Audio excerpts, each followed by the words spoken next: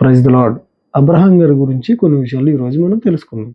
Abraham గారు క్రైస్తవ్యానికి మూల పురుషుడిగా ఉన్నారు. దేవుడు అతను నివసిస్తున్న దేశాన్ని, ప్రజలను విడిచి తాను చూపించే కానాను దేశానికి వెళ్ళమని దేవుడు ఆజ్ఞాపించారు. అబ్రహాము దేవుని మాటకు విధేయత చూపించి తన ప్రయాణాన్ని ప్రారంభించారు. అబ్రహాం గారి అసలు పేరు అబ్రాం. దేవుడు అతని పేరును అబ్రహాంగా మార్చారు.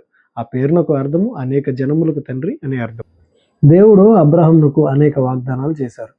అతని సంతానమును ఆకాశ నక్షత్రముల వలె భూమి మీద ఇసుకరేణువులు విస్తరిస్తుందని వాగ్దానం చేశారు. అబ్రహాము సంతానానికి కానాను దేశాన్ని వారసత్వంగా ఇస్తానని వాగ్దానం చేశారు.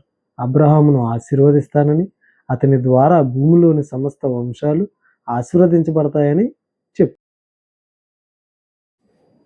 దేవుడు చేసిన వాగ్దానాలను అబ్రహాం బలంగా నమ్మాడు. ఇది అతనికి నీతిగా ఎంచబడింది.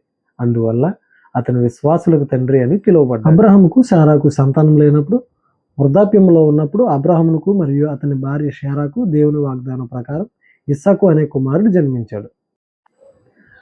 దేవుడు అబ్రహాం విశ్వాసాన్ని పరీక్షించారు. ఇస్సాకును బలీవుగా ఇవ్వమని అడిగారు. అతను అలా చేయడానికి సిద్ధమయ్యారు. కానీ దేవుని దూత అబ్రహాంతో మాట్లాడి ఆపారు. మనం కూడా అబ్రహాం గారిలాగా దేవుని యందు విశ్వాసం ఉంచి జీవిద్దాం.